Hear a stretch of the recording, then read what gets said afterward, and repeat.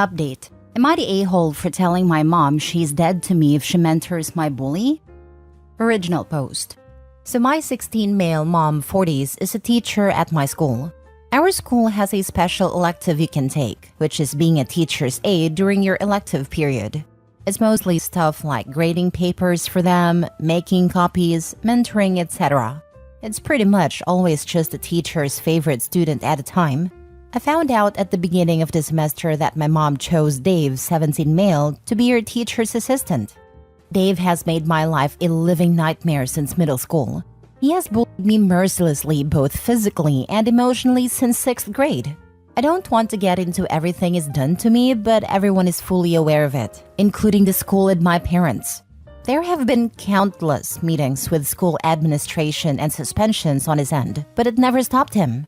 Since we've been in high school, I haven't had to see him as much, which is a relief, but the times that I do are always terrible.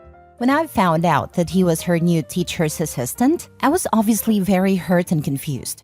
I asked her, why would you want to spend extra time with someone who made my life so terrible? She said that she had him in one of her classes, and that he really isn't such a bad kid, but he has a really terrible home life that she can't tell me about that makes him act out. For the record, my mom has always had a soft spot for kids who come from bad homes. I reminded her of all the things he had done to me, and she said that she understands, but he really needs help right now.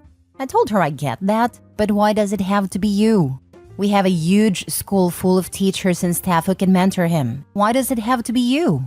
She told me to stop being selfish, and some kids have it harder than I can imagine, and she's just trying to help.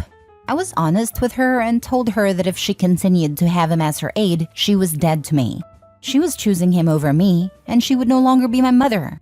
I would no longer talk to her, and the minute I turned 18, I was moving out, and she would never hear from me again. She rolled her eyes and said I was being dramatic, but after a couple of days of ignoring her, I was grounded. It didn't change my mind, and my dad then tried to force me to talk to her. I still refused. So they pretty much took everything away from me one by one for the past few weeks. I no longer have my car, computer, guitar, and most recently my art supplies. And I have to come home from school and go straight to my room, and I'm not allowed out except dinner until I start talking to her again. They don't realize that this is just strengthening my resolve. I'm going to sit in this empty room every day silently until I'm 18, and they'll never see me again. My mom keeps coming in crying and begging me to talk to her, which makes me feel kind of bad, but she still won't remove Dave as her aide. Am I taking this too far? I just feel so betrayed. Now for the top comments before reading the update. I'm sure Dave has a rough life, but it doesn't excuse his cruelty towards you. I would be extremely hurt if my mom sided with my bully. Your mom should ask one of her colleagues to take him on as an aide, and then tell Dave that given his prior history with you, it is no longer appropriate for him to be her aide. Unfortunately, she's obviously not going to do that, since she herself has resorted to bullying her own child for not just getting over it. The fact that they are punishing OP over this is wildly devastating. An ongoing conversation would have been one thing, but to see your child so upset and hurt and punish them for it, mom is freaking depraved. Yes, OP, tell your mother you now understand why she chose to mentor Dave. She's just as much a bully as he is, so it's no wonder they get along so freaking well. Not the a-hole. If my mother would have done that to me or one of my brothers, we would have treated her like a traitor. She puts her savior complex, or whatever this is, over your mental health. She is in addition to that disloyal to your family. Just ignore her and organize your life.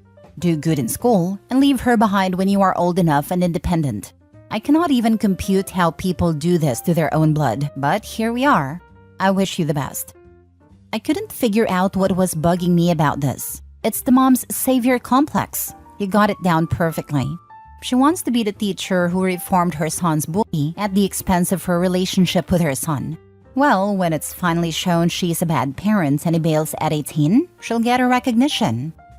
Charity is great when you make others suffer for it and you get all the credit. There's a saying, it is easy to be generous with other people's money. Now for the update. A lot has actually happened since last week, and while nothing is really fixed, I think things are going in the right direction. On Friday, I got called out of class to the guidance counselor. When I got there, my mom and the assistant principal were there as well. The counselor asked me to sit down and said that me changing tracks from college to trade, like I mentioned in my last post, was a big decision. And she wanted to sit down with my mom and me to figure out if this really was the best for my future. She first asked me if I would fully explain why I wanted to switch. I explained the whole situation from my perspective and about how I was being punished.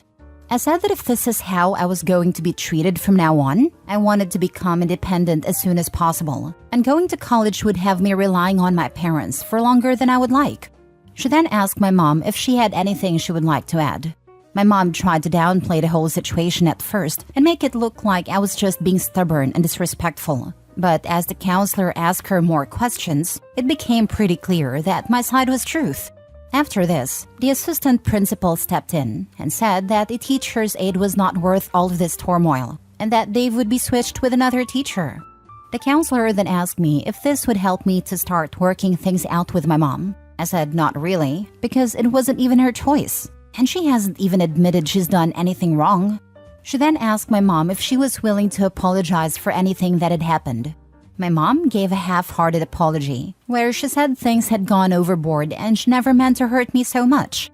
The counselor asked if I would like to apologize for anything as well, and I said not really, but nobody pressed me on it. The counselor then said about my transfer. It was too late for the semester. What she suggested is that my mom and I, and possibly my dad, should go to a family counselor for the rest of the semester. I would stay in my current classes, my parents would give me all of my stuff back, and we could see if we can come to some kind of peace before next semester. She then asked my mom that if after that I still had not changed my mind, would she accept the class changes. My mom said no at first because she wanted me to go to college, but I told her that she had already failed me as a mother once. Please don't do it again. She got really quiet and said she would agree to it if that was what I really wanted. When I got home, all of my stuff was returned to me. I also started talking to my mom again and just kind of felt like there wasn't a point to ignoring her anymore. I don't treat her like a mother or anything anymore, but I'll answer her if she asks me a question. It just feels like that now that I have a plan, a lot of my anger is gone, and I just see her as a person who happens to live in my house. We haven't scheduled our first counseling session yet, but I don't see it changing much anyway. The damage is done, so I don't see myself changing my mind. That's pretty much it. I probably won't update again unless something crazy happens or something. Thank you to everyone who gave me good advice.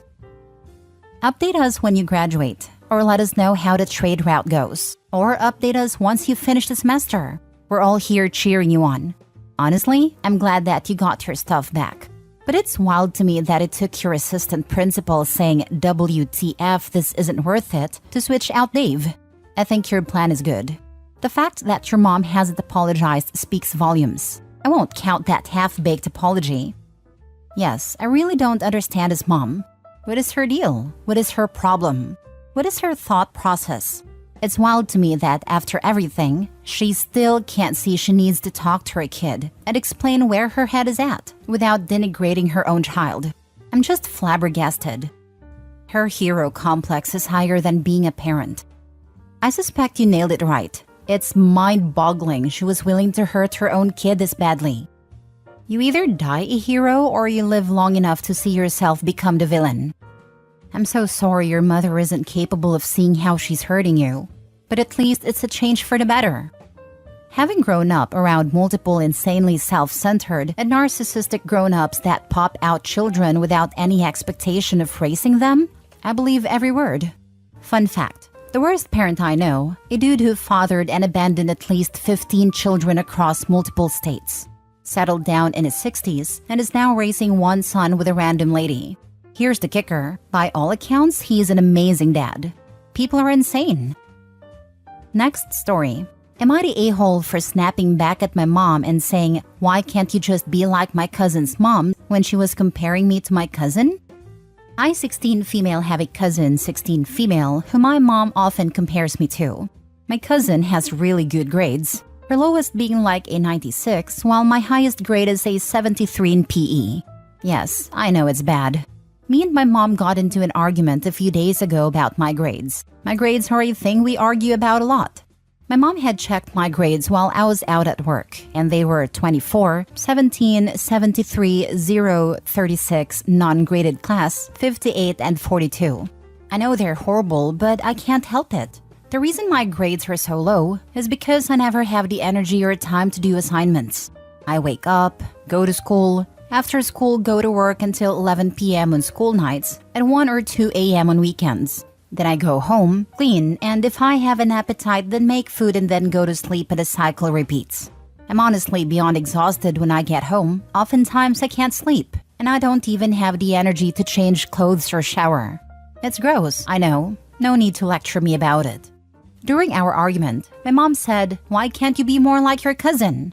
It's something she said before, but I was already in a really bad mood and snapped back at her saying, "Why can't you be like cousin's mom?" She looked at me like she saw a ghost, and I started apologizing profusely. She slapped me and told me to go to my room, so I did. That night, I tried to go to talk to her, but she just ignored me. I know what I said was wrong, but I can't help but feel she deserved it. For context, my cousin and her family are pretty wealthy. Her mom is a doctor and her dad is a lawyer, so I'm sure you can imagine their total income. While me and my mom barely survive on our combined income. I have to give her 95% of my paycheck, including all tips, so I don't have much. I'm a waitress, and what I do get goes into food. I often go days without food while my cousin eats out almost every day. They'll invite me, but I can never go due to work or my mom not allowing me. My cousin and her family also go on vacation 3 to 5 times a year, which I'm invited to but can't ever go to. I know my mom tries her best to provide for me and her, as my bio dad bailed out when my mom got pregnant with me, but I often feel myself resent her because I see her going out on dates in luxury restaurants which are all paid for, while I'm stuck at work, starving.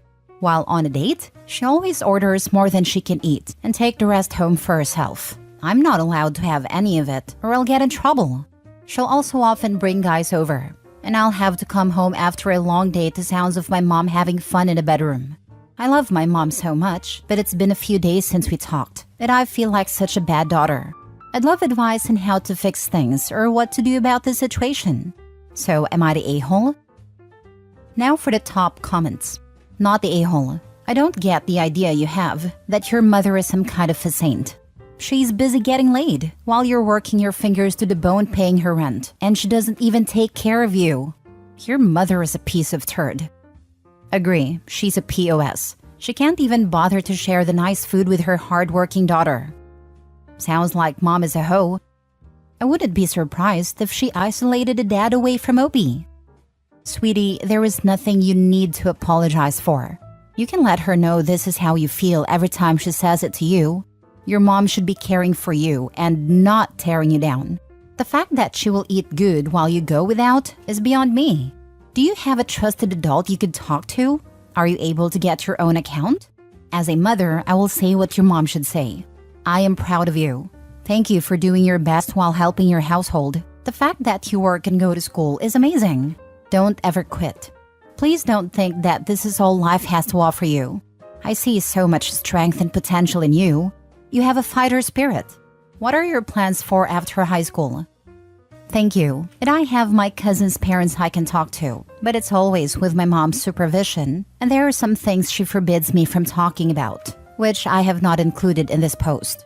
About after high school, I don't really have any plans as I know my grades are really bad, so it's likely I won't get into a college or something. Last story.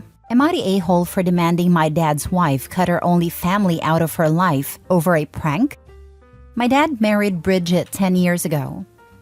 My brother and I were a-hole kids who did not like her, so we put purple dye in her specialty purple shampoo for blondes.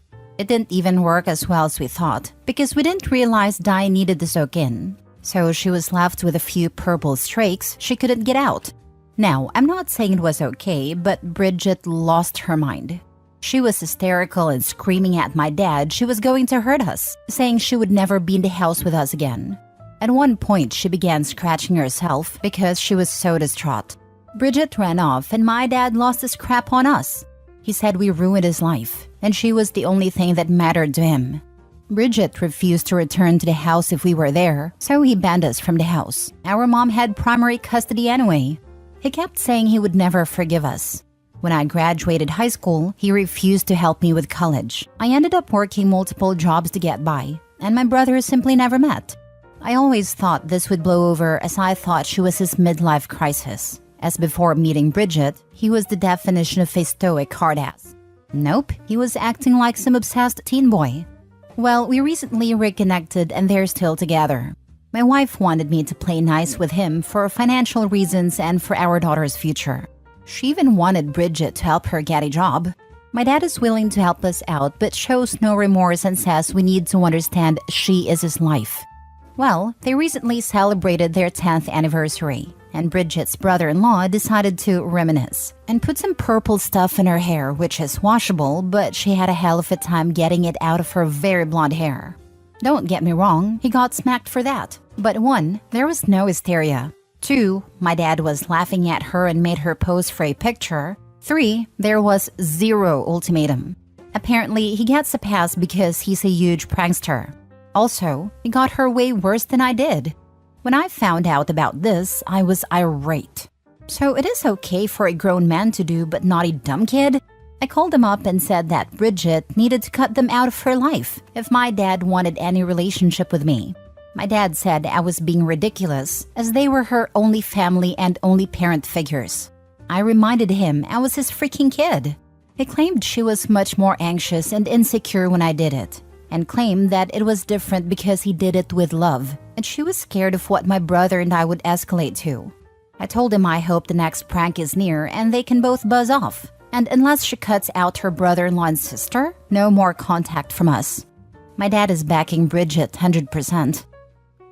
Info: how many other pranks were prior to the purple hair dye? That wasn't a prank, they were intentionally malicious. They hated her and wanted to punish her. Sounds like OP hasn't changed much. Yeah, it was a malicious attack. It's different too, coming from someone who hates you and wants to hurt you. So you were 17 when you did your prank to a woman you admit you didn't and still don't like. Of course she had a bad reaction, and her husband backed her up. Do I think it was too far to ban you guys permanently? Yep. But you did have your mom to stay at, who had primary custody. This getting back in touch with dad is financially motivated, by your own words. What her prankster sibling did, while similar, had nothing to do with you. They have an entirely different relationships than you did, as your dad's kids who never liked his wife. Whatever trust was building, you destroyed with that prank. Of course you're the a-hole. You also seem to not realize you have no leverage when it comes to your dad. You only came back around for financial reasons, and for this pawns you apparently can't even support yourself. So how is you threatening to cut contact from him a threat? You reached out, not him. Idiot. Definition of don't threaten me with a good time.